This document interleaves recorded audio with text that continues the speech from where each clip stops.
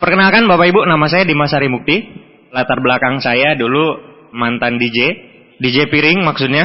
Nah, cuci piring di restoran pizza cepat saji ya. Itu saya masuk ke restoran cepat saji itu kayaknya kok ramah-ramah gitu ya. Kalau kita mau masuk, siang kakak untuk berapa orang, merokok atau tidak gitu ya. Pakai genjot gitu Bapak Ibu ya. Iya, terus waktu pas kita udah pilih ya, mau apapun yang kita pilih pasti dia bilangnya pilihan yang tepat kakak untuk hari ini gitu. Oh baik banget saya bilang ya.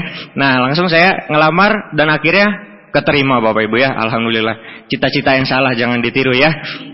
Iya. Nah terus waktu saya pertama kali kerja Bapak Ibu ya, saya cuci piring tuh. Saya cuci piring. Nah kebetulan kalau misalkan cuci piring di rumah gimana Pak? Ya piring diambil, disabunin kan, dicuci. Oh teman saya ngetawain. Dimas, kamu nyuci kayak gini mah kapan kelarnya gitu ya. Oh ternyata ada mesinnya Bapak Ibu ya. Bisa ditaruh 50 piring sekaligus, mesinnya ditutup, piringnya bersih sendiri. Oh gini cara cuci piring, saya baru tahu ya. Oke, nah hari ini saya ingin membahas bahwa setiap kesuksesan orang ada polanya Bapak Ibu. Nah jadi yang akan kita bahas hari ini adalah sukses ada polanya. Gagal ada polanya, sukses juga ada polanya Bapak Ibu. Nah malam ini yang bakal kita bahas, mending pola sukses apa pola gagal? Pola sukses aja lah ya, kita sepakat ya. Nah Bapak Ibu, pola sukses itu yang jelas, sukses itu diam gitu ya.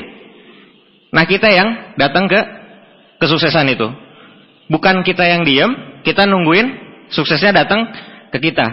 Kalau sukses ditungguin, insya Allah suksesnya nggak akan datang. Jadi kita yang datang ke kesuksesan Bapak Ibu.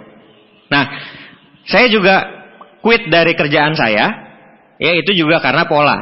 Jadi saya ngelihat polanya, ada yang udah kerja 10 tahun, 15 tahun, alhamdulillah bisa cicil motor. Keren nggak Bapak Ibu?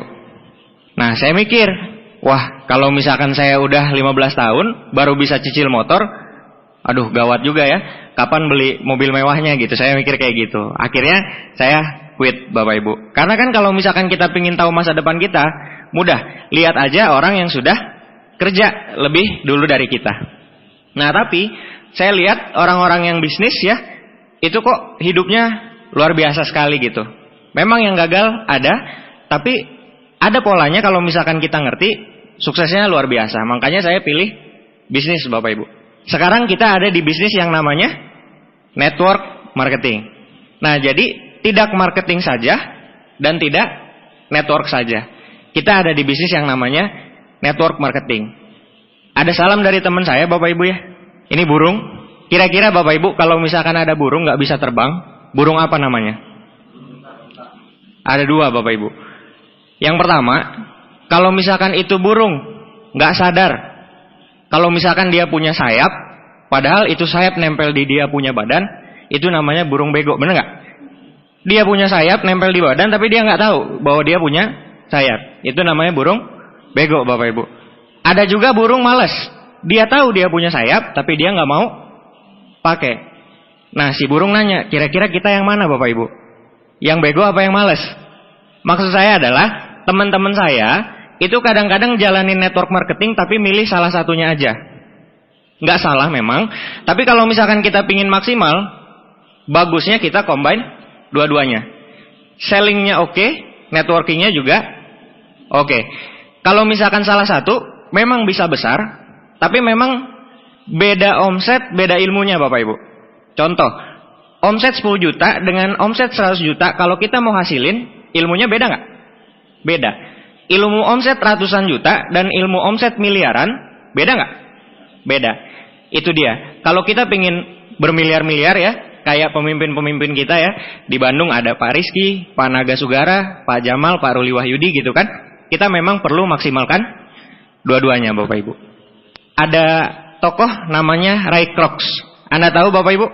Ray Kroc ini pemilik McD. Ya, McD jualannya burger. Tapi pemilik McD bisa lebih kaya daripada pemilik Freeport. Padahal Freeport jualannya emas. Padahal sekilo ayam sama sekilo emas, mahal mana Bapak Ibu? Emas. Tapi kenapa bisa lebih kaya yang punya McD? Karena McD menggunakan leverage daya ungkit, yaitu jaringan. Betul? Apple. Anda kebayang Steve Jobs dengan Apple-nya, kalau misalkan kita mau beli harus ke Malang dulu. Apple Malang ya. Apple ya. Itu saya yakin Apple nggak akan sebesar sekarang Bapak Ibu. Tapi kalau kita mau Apple, beli di mana pun bisa.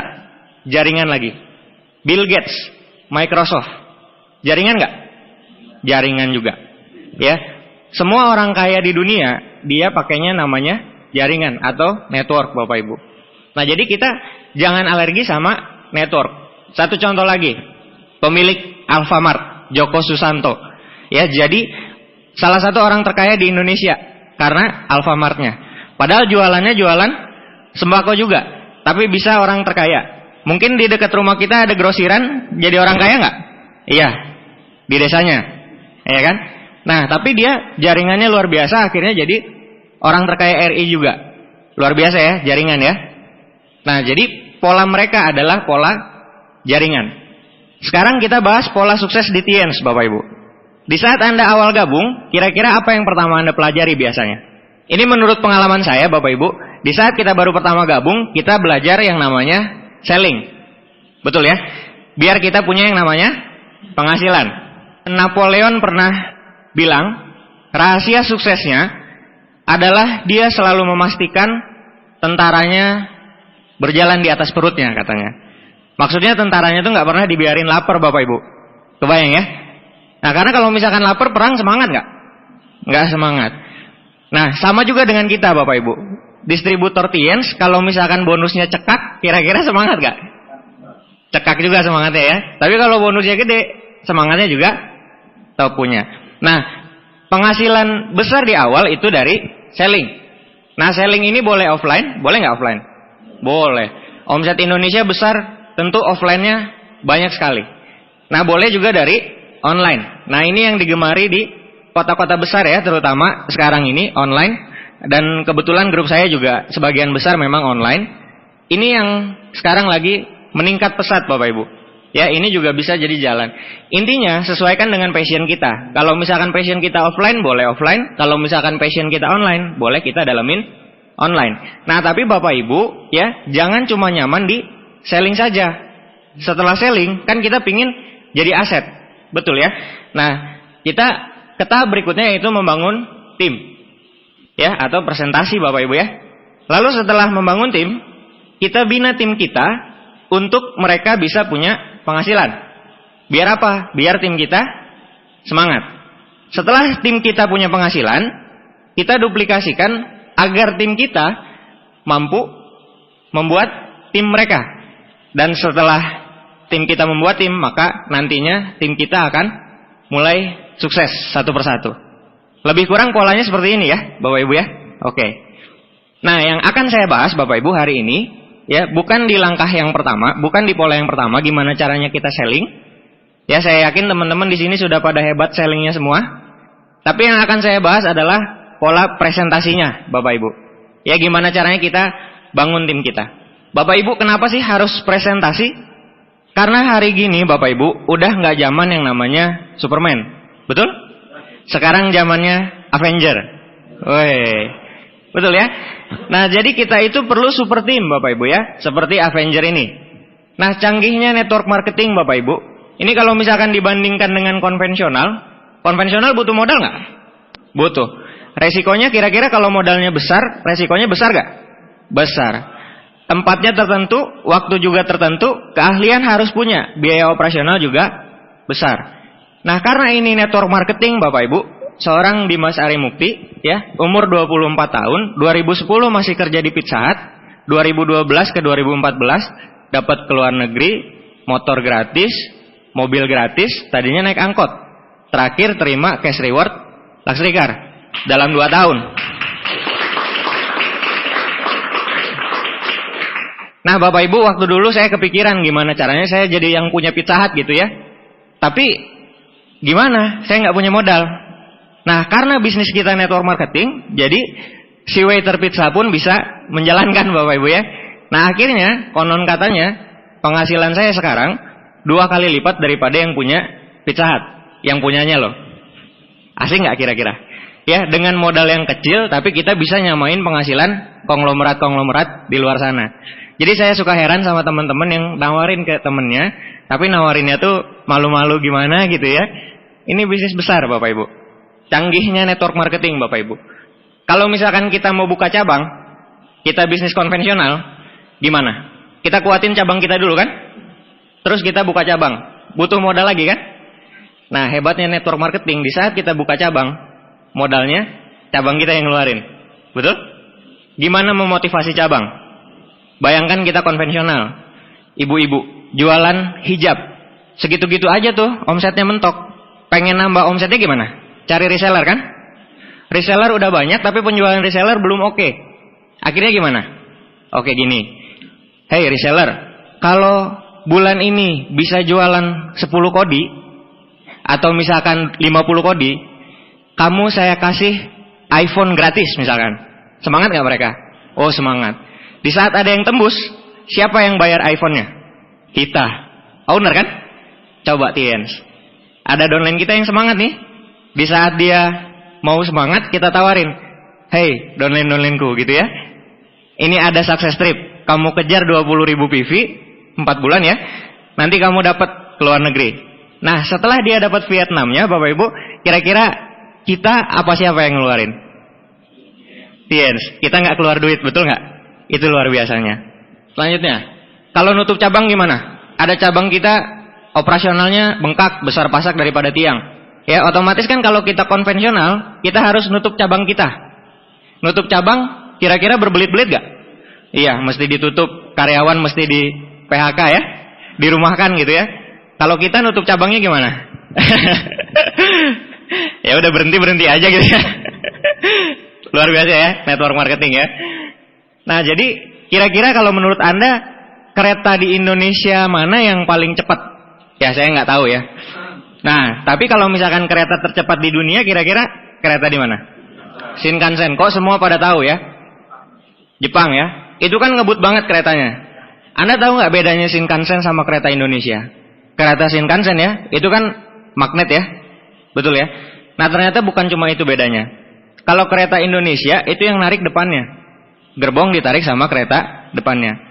Nah seperti usaha konvensional yang ditarik oleh ownernya saja.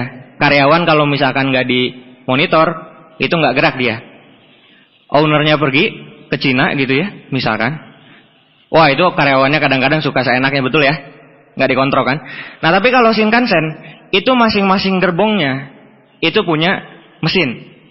Jadi bukan yang narik tuh bukan yang di depannya doang Pak, tapi yang belakang juga memang ada mesinnya. Makanya dia bisa ngebut banget. Nah itulah network marketing Bapak Ibu. Di saat teman-teman kita udah ngerti bisnis ini, udah masuk ke Crown, itu kadang-kadang nggak usah kita motivasi pun, dia punya dream sendiri, betul ya. Nah itulah. Jadi sebenarnya kita tuh semacam Shinkansen gitu, ya nantinya akan cepat sekali dan kerasa banget sama saya Bapak Ibu. Ya luar biasa dalam 2 tahun perubahannya gila-gilaan, ngeri sekali. Nah kenapa bisa eksponensial pelipatan omsetnya? Memang saya bangun tim Bapak Ibu. Jadi kita nggak bisa sendiri. Nah yang pertama yang kita butuhkan di bangun tim ini adalah ilmu untuk bisa presentasi. Kira-kira persiapan apa aja yang kita butuhkan? Yang pertama, luruskan niat. Biasanya kalau niatnya pingin cari bintang 3, kalau dia bintang 3 masuk kantong saya 320.000, itu emang agak deg-degan presentasinya. Betul ya? Tapi kalau kita niat bantu orang, beda. Orang nggak mau dibantu gimana? Ya udah, next kan? Betul ya? Yang ini nggak mau dibantu lagi, next lagi.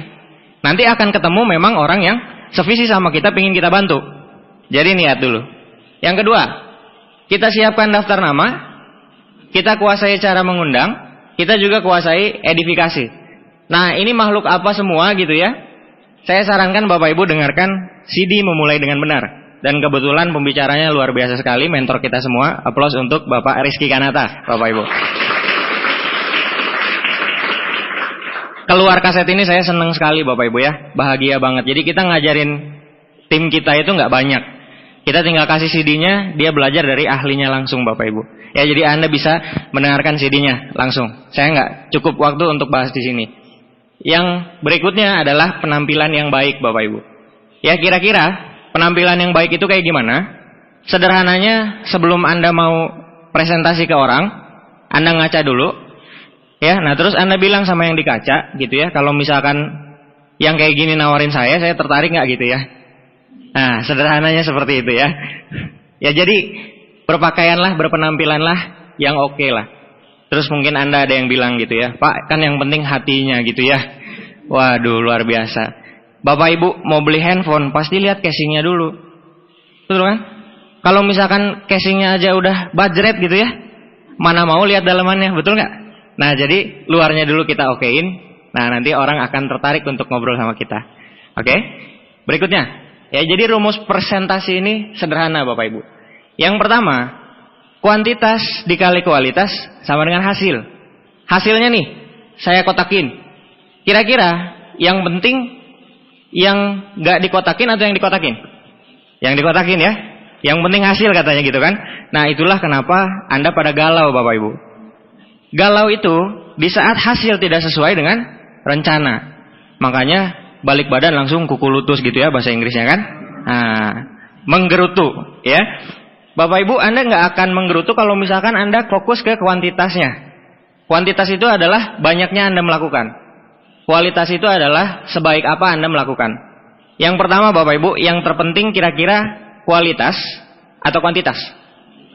Kuantitas betul. Karena kualitas akan naik seiring dengan kuantitas kita melakukan sering. Nah, banyak orang itu belajar dulu. Kalau saya presentasi kira-kira gimana gitu ya. Ah, nanti kalau misalkan ibunya rambut keriting, saya mesti ngomong gimana gitu. Kalau ibunya cantik, nah nanti saya ngomongnya gimana.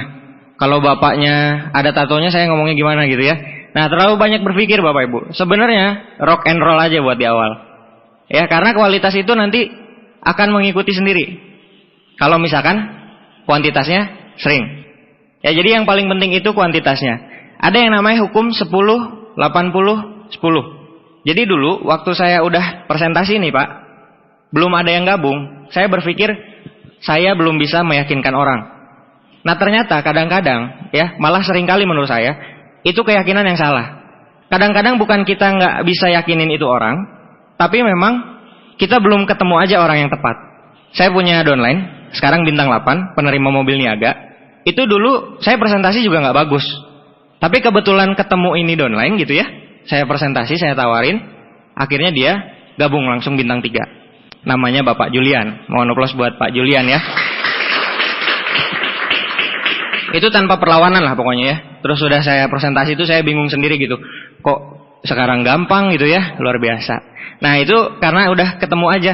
Jadi nanti akan ada 10 orang yang ibarat kata belum Anda presentasi gitu ya, gabung gitu ya. Gak mungkin ya.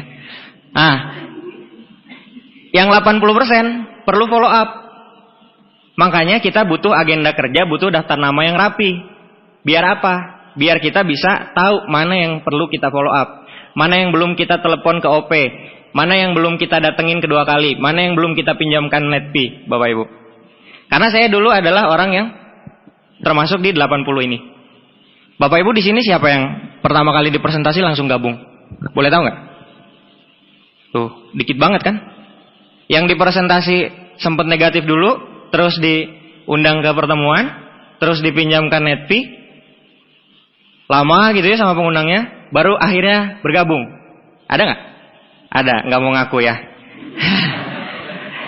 Hati-hati Bapak Ibu ya, karma loh kayak gitu. Bener. Bercanda ya. Nah, ada juga 10% yang terakhir. Nah, 10% ini yang gawat. Ya, mau Anda turunkan semua upline Anda sampai Pak Louis Tendean, nggak akan gabung. Mau Anda turunin Mr. Lee pakai helikopter, nah, turun di atas gentengnya gitu ya, dia nggak akan gabung. Ya emang gitu. Pas sudah Anda sukses, gimana? Mau mulai nggak bisnisnya? Iya, saya mah doain kamu aja katanya gitu ya. Ada kan orang kayak gitu? Memang ada Bapak Ibu ya. Hukum poker. Yang berikutnya adalah hukum poker. Poker itu kartunya ada 54. Asnya ada berapa? 4. Jadi yang paling penting itu kuantitasnya Bapak Ibu. Ya, Anda buka terus kartunya, ketemu 3, ketemu Jack, ketemu Queen. Selama Anda masih buka, asnya nanti ketemu nggak? Iya. Jadi yang paling penting kita buka kartunya terus. Jadi yang paling penting itu kuantitasnya Bapak Ibu. Hukum dadu. Ada yang udah pernah main dadu di sini? Wah, hebat ya. Ya pasti pernah semua ya. Nah, dadu itu kan angka 6-nya ada berapa? 1. Nah, kemungkinan keluar angka 6-nya 1:6. Sederhana Bapak Ibu ya, hukum peluang. Nah, sama, presentasi juga nanti ada hukum peluangnya. Berapa kali kita presentasi, nanti akan diterima berapa kali gitu. Jadi kan ngelempar dadu itu kan nggak penting mau dipelintir, mau di ke atasin gitu ya, mau ngalungnya lewat belakang gitu kan. Bener nggak? Nah, yang paling penting itu ya lempar aja. Jadi presentasi juga seperti itu. Yang paling penting presentasi aja. Sederhana Bapak Ibu ya. Nah, jadi kuantitas membentuk kualitas. Nah, ini memang gambarnya agak kontroversi gitu ya. Karena sebagian seneng Madrid, nggak apa-apa lah ya. Ini Lionel Messi menang Ballon d'Or 4 sekaligus. Jagoan nggak? Enggak Bapak Ibu ya. Kalau misalkan Anda tantang main pingpong, kalah dia. Iya, dia jagoan di bola, betul ya. Nah, tapi Anda tahu nggak dari umur berapa Messi main bola? Dari kecil Bapak Ibu ya. Dari sebelum umur 10 tahun. Mungkin dari 5 tahun dia udah main bola gitu. Wajar nggak kalau misalkan di umur 20 tahun, di saat 15 tahun dia udah terus main bola gitu ya. Dia jadi pemain terhebat di dunia. Wajar? Wajar Bapak Ibu. Kalau Anda lahir langsung dikasih flip chart sama ibu Anda, itu pasti sekarang juga Anda luar biasa pasti presentasinya. Iya, serius ya. Karena kuantitas membentuk kualitas. Sederhana. Jadi yang paling penting itu kita sering ngelakuin, ya nanti akan jago sendiri. Anda suka lihat tukang martabak ya? Itu dia bisa nyulap 1 selembar karton gitu jadi kotak dalam waktu sepersekian detik lah. Iya benar ya, trek kotak, trek kotak. Anda bisa nggak kayak gitu? Oh, belum kalau misalkan lagi bikin adonannya kan, ditumbuk-tumbuk itu langsung diputar kayak apa gitu kan. Oh, jadi dari yang segede gini ya, dari kecil banget jadi sebesar UFO gitu. Oh, iya, Anda bisa nggak? Enggak, saya juga enggak. Tapi tukang martabak itu jagoan. Ya kenapa? Karena kuantitas. Mungkin dia dari SD udah jadi tukang martabak kali dah ya. Saya nggak tahu gitu ya. Nah, setelah kuantitas kita sering lakukan, baru kita bicara kualitas. Itu yang benar. Jangan terbalik. Kita terlalu titik berat ke kualitas gitu ya. Bagus Bapak Ibu, persiapan bagus. Tapi yang saya khawatir, Anda terlalu mikirin kualitas, takut salah, takut gini, takut gitu, malah Anda nggak mulai-mulai. Itu yang salah. Tapi yang benar, Anda lakukan dulu kuantitasnya banyak, lalu Anda perbaiki kualitas. Nah, ini Bapak Ibu. Untuk presentasi, gimana caranya presentasi Anda lebih oke? Mau tahu nggak caranya? Gini Bapak Ibu ya. Yang pertama, kalau Anda ketemu orang, apalagi orangnya nggak kenal sama Anda jangan langsung presentasi Bapak Ibu. Orangnya nggak tahu nih sama Anda, langsung Anda. Jadi gini Pak. 2 kunci kesuksesan. Kamu siapa gitu ya? Itu suasana masih beku Bapak Ibu. Nah, jadi Anda perlu yang namanya ice breaking. Ice breaking itu apa Pak? Ya memecah kebekuan itu. Biar cair suasananya. Nah, bisa ngobrol. Ngobrolnya tentang apapun. Intinya kalau bisa Anda bangun kesamaan sama dia. Tapi nggak usah disama-samain. Jadi natural aja. Jangan misalkan Anda tanya, hobi apa Pak? Oh, saya hobi golf misalkan. Oh, sama saya juga ya. Itu kan Mike Tyson itu kan, rekor golf kan. Oh, nanti Anda ditendang ya. Orang tuh paling malas sama yang so tahu Bapak Ibu. Serius, so tahu itu ngeselin. Anda jangan. Jadi yang natural aja. Kalau misalkan hobi nggak cocok gitu ya, coba tanya asal. Siapa tahu asalnya sama-sama dari Jawa. Oh, sama Pak, saya juga dari Jawa. Jawanya Jawa mana? Jawa Timur. Oh, saya mah Jawa Barat gitu ya. Ya beda tuh ya, Jawa Barat mah Sunda. Siapa Anda mah gimana ya? Nah, itu intinya Anda pecah kebekuan kayak gitu. Jadi setelah cair ya, enak gitu ngobrolnya, baru Anda masuk ke materi Anda. Nah, berapa lama kira-kira yang bagus untuk ice breaking? Tergantung orang Bapak Ibu ya. Ada orang yang 2 menit udah oke gitu ya. Ya udah, jalan aja. Nah, ini saya titip pesan ke yang sanguin gitu. Oh, ini sanguin paling jagoan Bapak Ibu ice breakingnya ya. Ice breakingnya bisa 1 jam. Oh, ngomongnya kemana-mana gitu ya. Udah 1 jam, prospeknya bilang, oh Pak, saya ada perlu lagi Pak ya. Jadi nanti aja lain waktu katanya. Kapan presentasinya ya? Ice breaking semua isinya. Jangan juga seperti itu ya. Jadi ice breaking seperlunya aja. Nah, setelah ice breaking Bapak Ibu, usahakan Anda bisa menggali impian. Nah, bentuk presentasi itu kan macam-macam Bapak Ibu ya. Bisa home meeting, bisa one on one. Apalagi kalau misalkan one on one kan fleksibel, betul ya. Nggak usah full kayak di OP gitu. Anda kan lihat prospeknya, kebutuhannya gimana kan. Nah, ini konsultasikan kepada upline Anda. Kayak gitu. Nah, tapi Bapak Ibu, yang jelas, banyak teman-teman kita di luar sana yang suka salah fokus.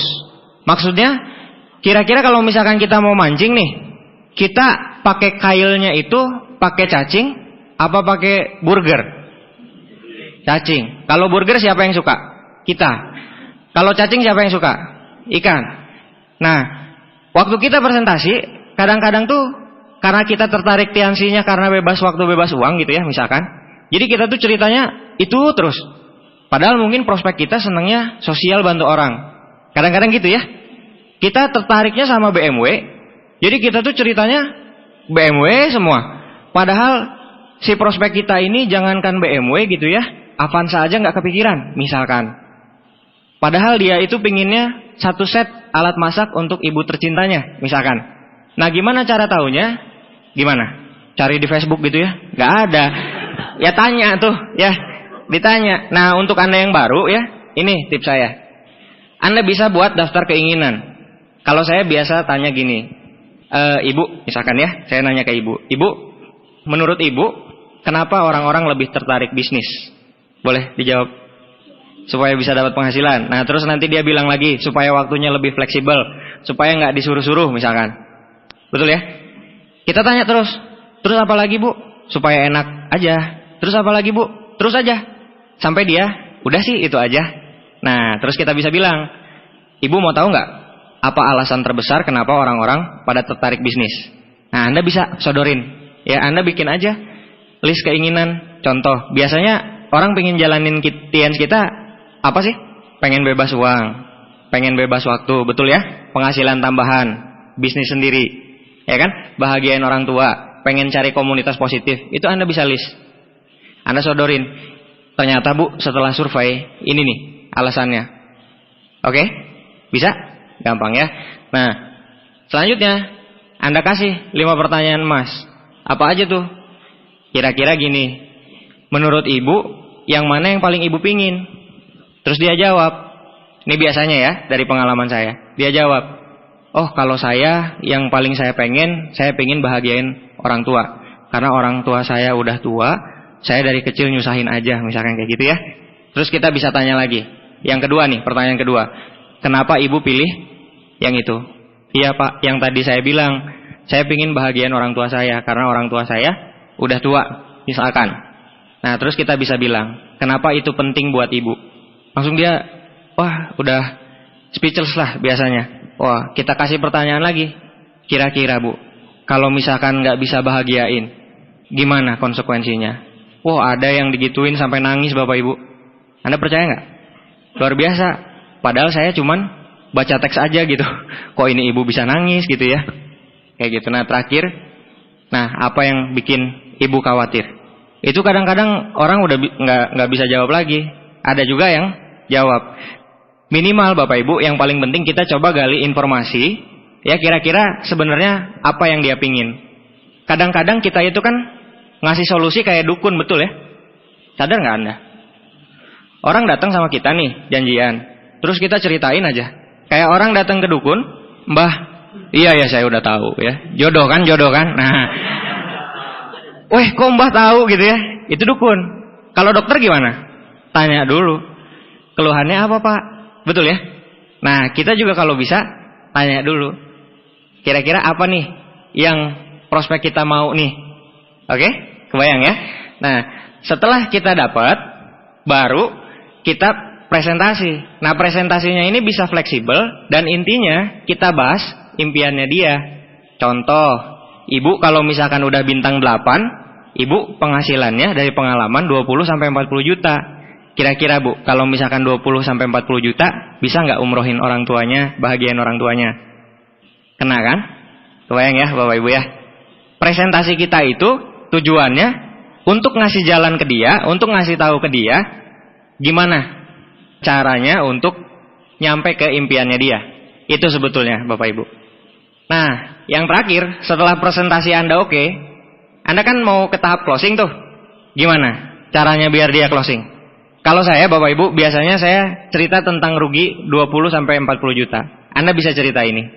Caranya gimana? Anda bisa bilang gini, Ibu kira-kira kalau misalkan mau sukses, kapan suksesnya? Dia pasti jawab, secepatnya. Jawaban standar ya. Oke, gini Bu. Menurut saya, waktu yang paling tepat memulai bisnis ini adalah hari ini, sekarang. Kenapa? Karena kalau Ibu nunda sebulan aja, itu Ibu rugi 20-40 juta. Kok bisa dia bilang kan? Bingung kan dia? Nah, kita kasih gambaran. Bu, rata-rata nih, kalau kita serius, jadi bintang 8 itu 2 tahun. Memang kalau misalkan Ibu nunda sekarang, nggak akan kerasa. Tapi kalau misalkan sekarang nih, bulan Maret 2015, bulan Maret 2017, Ibu bintang 8. Berarti kalau misalkan Ibu nunda joinnya April, Ibu bintang 8-nya bulan April. Matematika sederhananya kan gitu ya. Nah, dari Maret ke April, Ibu rugi 20 sampai 40 juta sebulan, Bu. Kan sayang. Nah, jadi mending sekarang aja Ibu gabung. Kebayang ya? Bisa dipakai untuk closing. Nah, terus biasanya orang itu nggak ngeh sama cara bergabungnya. Jadi Anda bisa ulang. Ya, Pak, cara bergabungnya bintang 1 99.000 plus 1 produk. Produknya bebas. Ya, asal jangan beli Pintiens, nggak masuk PV. Iya, ya, produknya bebas. Yang penting masuk PV. Nah, kalau misalkan bintang 2 500 PV, bintang 3 2000 PV. Kira-kira Bapak mau join apa enggak? Dia bilang, enggak. Iyalah. Anda tanyanya, Bapak mau join apa join? Gitu. Iya. Kayak saya nembak pacar saya gitu ya dulu. Wah, saya culik ke atas gunung, Bapak Ibu. Iya. Saya sekap gitu ya. Wah, culik ke atas gunung. Udah nyampe atas gunung, saya bilang, saya suka sama kamu. Kamu mau nggak jadi pacar saya? Nggak usah dijawab. Kalau misalkan mau, yuk kita pulang bareng-bareng pakai motor. Kalau enggak, ya, saya pulang pakai motor sendiri. Kamu pulang jalan kaki. Jadi saya sakit hati, kamu sakit kaki kan?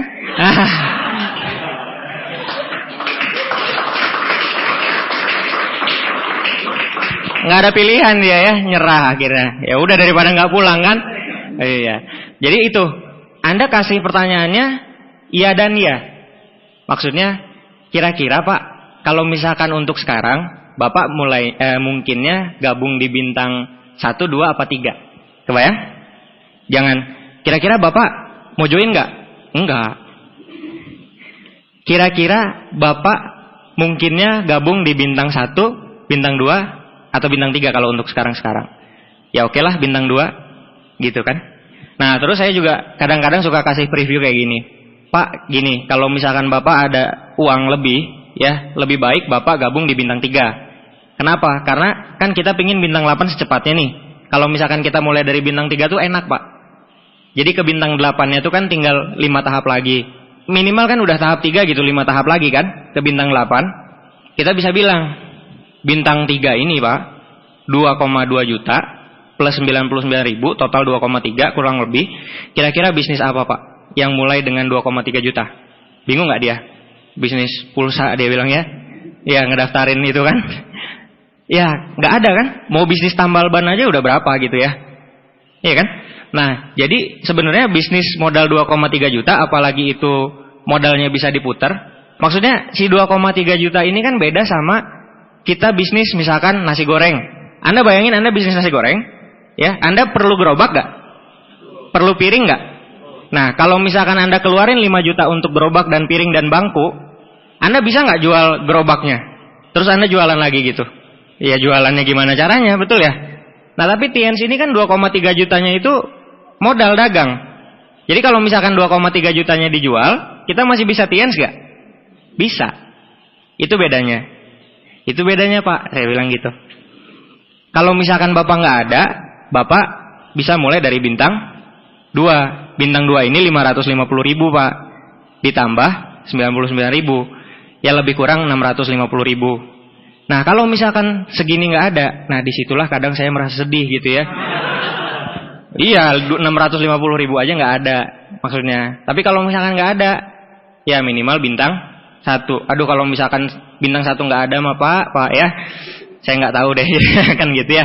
Ya maksudnya bercanda gitu ya, bercanda kayak gitu. Nah baru Anda bisa katakan kira-kira Pak, kalau misalkan per hari ini Anda mulai dari bintang 1, 2 atau 3. Seperti itu ya. Nah berikan pilihan ya dan ya yang tadi. Nah ingat hukum 10, 80, 10. Oke. Nah ini ada tips dari saya Bapak Ibu. Kadang-kadang mungkin Anda pingin ice breaking, betul ya? Anda ketemu anak kuliah. Kamu kuliah di mana? Widyatama. Udah lama? Udah 2 tahun. Pendek-pendek kan? Anda bingung nggak? Jadinya Anda kan kayak wartawan gitu ya, nanya-nanya. Caranya gini Bapak Ibu. Kuliah di mana? Widyatama. Udah lama? Udah 2 tahun. Oh, dulu gimana ceritanya bisa mutusin ke Widyatama gitu. Jadinya dia cerita kan? Betul nggak? Kasih pertanyaannya yang terbuka. Bapak kerja di mana? Dealer mobil misalkan. Oh, kenapa Pak kerja di dealer mobil? Panjang nggak dia cerita? Panjang. Jadi cair kan? Itu jembatan. Terus teknik menganggukkan kepala. Ini ngaruh loh. Jadi kalau misalkan kita merasa positif, kita nganggukin kepala kan? Dan kalau misalkan kita nganggukin kepala, kita mulai merasa positif. Coba aja. Kalau ikut seminar, tangannya dilipat kayak gini. Itu masuknya nggak maksimal. Tapi kalau misalkan pembicara ngomong, Anda ngangguk-ngangguk gitu ya, padahal Anda nggak ngerti. Nah tips saya kalau misalkan ngantuk ya, tolong ke depan, jangan ke pinggir. Kalau misalkan ke pinggir kan, gitu kan? Nah, pembicaranya nyangkanya, oh itu orang ngerti gitu ya. Kayak gitu Bapak Ibu ya. Teknik menganggukkan kepala. Kata pemacu semangat. Oh ini gampang. Oh ya? Masa sih? Ah kayak gitu. Iya, waktu itu saya di dealer itu bisa ngejual 50 mobil. Oh ya? Wow. Gitu. Iya Pak, 50 mobil dalam 10 tahun. Oh iya. Kata-kata pemacu semangat. Nah terus bagaimana mengendalikan tatapan mata? Mungkin Anda pakai alat peraga ya. Jadi kalau misalkan mau ngendaliin tatapan mata, bagusnya Anda pakai pulpen. Misalkan Anda bawa flip chart gitu ya, misalkan. Nah Anda pakai pulpen. Kalau misalkan Anda pingin prospeknya natap Anda, pulpennya angkat kira-kira semata Anda. Jadi dia kan ngelihat pulpen, jadi ngelihat mata Anda. Kalau misalkan Anda mau dia ngelihat flip chart, ya tunjuknya ke flip chart pulpennya. Bercermin. Kalau bisa cari yang sama, baik dari obrolan maupun gestur tubuh. Kalau misalkan orangnya santai, Anda juga bisa ikut santai. Kalau orangnya tegak, Anda juga bisa ikut tegak. Bercermin. Terus ada jurus namanya feel, found. Oh, bisnis gini kan, bisnis bulat-bulat cari orang itu kan, ini sama kan kayak bisnisnya LMM itu. Nah, iya, orang di luar itu kan banyak yang negatif sama kita gitu ya. Tapi MLM aja dia nggak lempeng gitu. LMM lah, MLL gitu ya. Iya, jadi sebenarnya dia itu belum kenal tapi udah ikut-ikutan negatif. Ya jadi kita bisa gunakan teknik feel, found. Ini juga bisa dipakai di kehidupan Anda sehari-hari. Gimana tekniknya? Anda feel dulu. Oh gitu Pak ya. Saya ngerti Pak. Feel. Dulu juga saya mikirnya kayak gitu Pak, sebelum saya kenal sama perusahaan ini. Nah tapi Pak, kalau misalkan MLM itu seperti yang Bapak pikir, jangankan Bapak, saya juga gak mau jalanin. Masuk kan? Nah terus found. Setelah saya ikut ke pertemuannya, misalkan ya, atau setelah saya dengar Netpi Pak Johan Wijaya, misalkan Anda bisa arahin ke alat bantu, ke pertemuan atau ke Netpi gitu ya. Nah ternyata Pak, saya nemuin bahwa Tiansi ini beda dengan yang lain. Jadi jangan didebat Bapak Ibu ya. Oh enggak Pak, iya ini kayak gini. Enggak Pak, iya gitu ya. Enggak nemu-nemu Bapak Ibu ya. Nah terus manfaatkan pertemuan. Di Bandung ini enak Bapak Ibu ya, udah ada vision seminar, udah ada OP. Jadi kita bisa manfaatin pertemuan. Nah semua teman-teman saya, rekan-rekan saya yang bintang 8, itu mereka hasil dari pertemuan Bapak Ibu. Bukan karena yakin dengan saya. Ya saya masih kismin Bapak Ibu ya. dulu tuh Anda kebayang nggak? Saya pingin nyenengin pacar nih ceritanya. Pulang ya pakai motor, itu saya ngajak dia makan di mie kocok. Pas saya nyampe ke tempat mie kocoknya, ternyata di situ ada harga. Harganya berapa Bapak Ibu? 16.000. Ya saya bilang, yang kantong tinggal 10.000. Pulang aja ya, nggak apa-apa. Ya udah nggak apa-apa, pulang nggak jadi beli. Anda kebayang? Ya jadi ya mana ada orang mau percaya sama saya kan? Tapi kalau misalkan di pertemuan berbeda kayak gitu, dan berkat pertemuan itulah kemarin saya main ke Depo Bangunan ya. Saya ngelihat satu set wastafel gitu ya, harganya 3 juta. 3 juta kok murah gitu ya. Nah, jadi ternyata mahal murah itu tergantung isi dompet kita Bapak Ibu. Nah, Bapak Ibu ya, tapi saya sarankan Bapak Ibu baca buku Alan Peace. Judulnya Question Are the Answer. Wah, itu buku lengkap. Ya dari mulai ngebaca gestur orang ya. Kalau misalkan orang tertarik tandanya gimana? Orang udah malas tandanya gimana? Orang udah mau pulang tandanya gimana? Orang udah mau pipis juga ketahuan. Iya. Ya kakinya disilang-silang. Kayak gitu ya. Anda bisa tahu tuh ya buku Alan Peace. Nah, terus selanjutnya Anda juga bisa baca buku hijau Bapak Ibu ya. Buku hijau Anda tahu? Nah, terus buku kuning Bapak Ibu, Personality Plus ya. Nah, Bapak Ibu, presentasi ini mengasah komunikasi. Ada teman-teman saya yang tadinya benar-benar nggak bisa bicara sama sekali. Tapi karena dia sering presentasi, pas dia udah bintang 7, itu benar-benar jauh banget perbedaannya. Waktu dia baru pertama kali ketemu kita gitu ya, sama waktu pas dia udah bintang 7. Karena dia sering di lapangan melakukan presentasi. Jadi presentasi ini mengasah komunikasi. Dan komunikasi itu kan penting. Penting nggak komunikasi? Sangat penting menurut saya. Jadi kalau misalkan ada orang yang bilang, saya nggak bisa ngomong gitu ya, itu kan artinya ada punya masalah di komunikasi kan? Coba Anda ikut training-training komunikasi di luaran.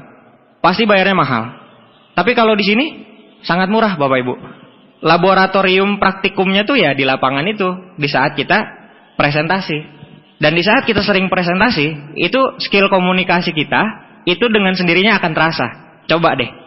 Anda presentasi yang kedua dengan Anda presentasi yang ke-30, beda nggak? Pasti beda. Dan komunikasi ini benar-benar penting. Di kehidupan berumah tangga juga komunikasi itu penting banget. Jadi istri yang seksi itu adalah istri yang asik diajak komunikasi sama suami. Kalau misalkan istrinya betein, nyebelin, itu suami juga malas komunikasinya. Pulang nih dari kantor ke rumah, terus istrinya nanya, "Pah, mau kopi apa mau teh?" Katanya. Malas soalnya kan komunikasinya. Kopinya mau dingin apa hangat? Gitu ya. Mau di gelas kecil apa di mug, Pak? Ya. Dibawain aja 1 ember kan. Gitu ya. Iya. Komunikasi Bapak Ibu ya. Nah, kira-kira kalau misalkan saya udah sering presentasi nih, Pak, tapi hasilnya kok belum ada. Ada 2 kemungkinan. Yang pertama, momentumnya nggak jadi. Mungkin Anda presentasi 30 kali memang banyak, tapi 30 kali itu dalam setahun. Berarti sebulan berapa kali? 2-3 kali. Itu momentumnya nggak jadi. Berbeda Bapak Ibu. Anda presentasi 15 kali 1 bulan dengan Anda presentasi 15 kali 6 bulan. Beda. Jadi Anda fokus ke kuantitasnya. Sebulan ini saya mau presentasi berapa kali. Kayak gitu. Jadi dari presentasi itu nanti akan memunculkan hasil-hasil. Yang kedua Bapak Ibu, bisa jadi hasil yang terlihat mungkin belum ada, belum kelihatan. Tapi sebenarnya yang tumbuh itu di dalam. Saya ingat banget kata-kata salah satu leader favorit saya. Dia bilang gini, yang namanya bambu, itu kalau misalkan disiram, dalam waktu lebih kurang 5 tahun ya, bertahun-tahun lah, itu bambu itu hanya setinggi 1 meter. Anda kebayang? Nah tapi setelah 5 tahun itu, di saat disiram berikutnya, 6 bulan kemudian, itu bambu udah bisa tingginya belasan meter. Anda kebayang nggak? Berarti 5 tahun itu ngapain aja? Betul, akarnya. Jadi ternyata kelihatan di atas tuh memang enggak.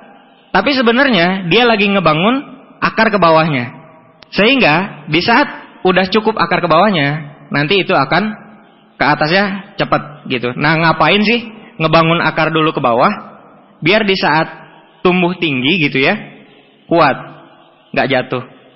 Itu maksudnya Anda presentasi ditolak. Anda udah coaching orangnya malesin gitu ya. Itu nempa mental. Itu bangun pondasi. Biar di saat Anda sukses, Anda nggak kaget. Kalau misalkan Anda sekali presentasi, langsung orangnya bilang, Pak ini bisnis bagus Pak, saya join lah langsung bintang 8, 2M aja dia kasih gitu ya. Kan bintang 8 tuh. Nah tapi kan Andanya kaget gitu. Ini dia, Ibu Tuti, Vision Seminar, silakan Bu. Ya, terus dia cerita, ya kemarin saya presentasi sekali gitu. Nah terus dapat deh langsung 1 bintang 8. Udah, makasih ya. Nah, gak seru kan? Nah emang up and down, dinamika kehidupannya ada. Jadi bangun dulu fondasi di dalamnya. Kalau gagal gimana? Sikap kalau misalkan ngadepin kegagalan, yang harusnya Anda kasihani bukan diri Anda Bapak Ibu. Tapi yang harusnya Anda kasihani orang yang nolak. Betul ya?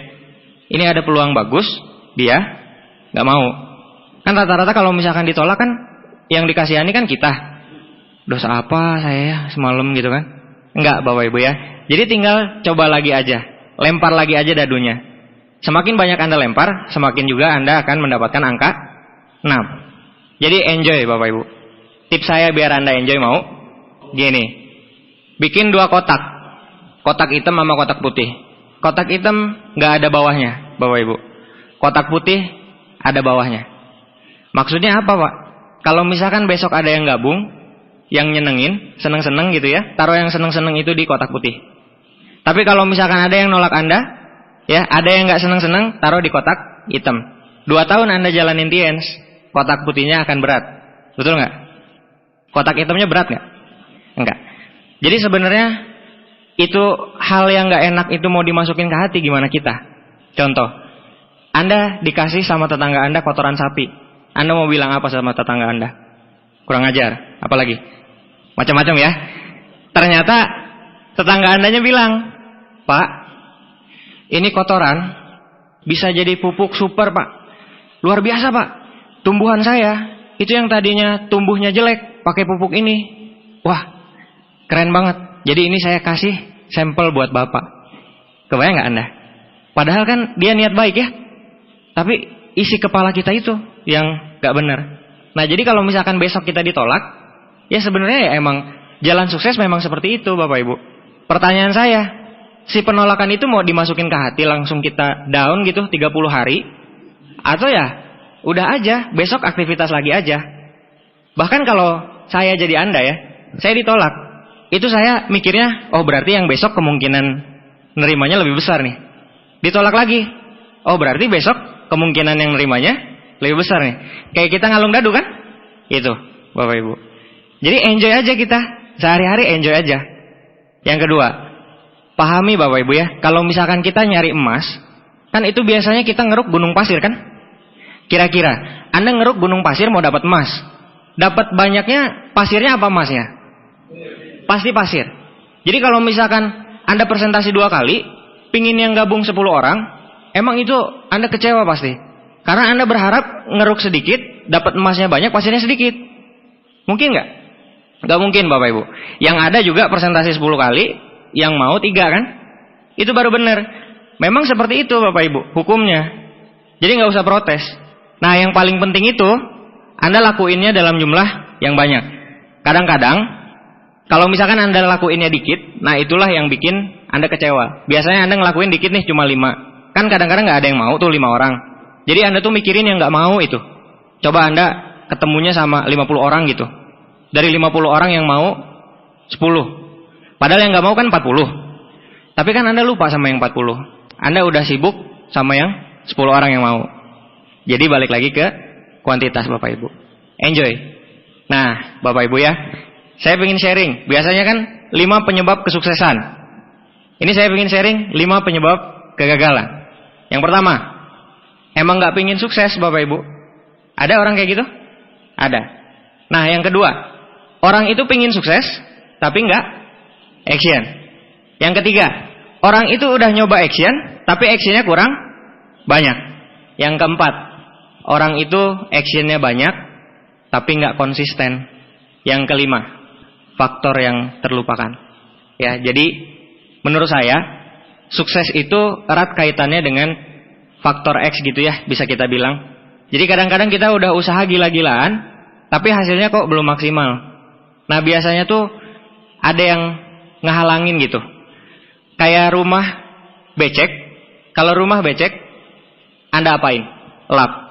Besok becek lagi, Anda apain lagi? Lap lagi. Besoknya becek lagi, Anda lap lagi, betul ya? Sebenarnya yang tepat adalah kita cari penyebabnya. Kenapa ini lantai bisa becek?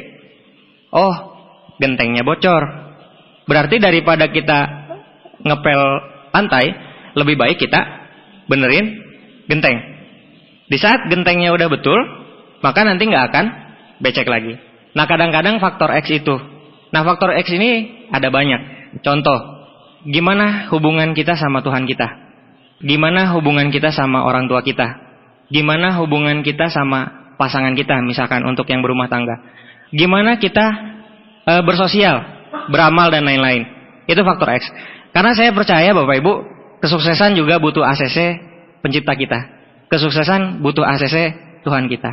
Jadi kalau misalkan kita udah beresin itu non teknis semua, ya kita kerja keras di lapangan, insya Allah nanti hasilnya juga akan lancar Bapak Ibu. Nah, terakhir dari saya Bapak Ibu, ada satu cerita menarik. Jadi konon katanya dulu zaman sebelum Masehi ya, ada satu orang yang hebat sekali mendatangkan hujan. Kalau misalkan musim kemarau misalkan, nah dia ini ngedatengin hujannya luar biasa hebat.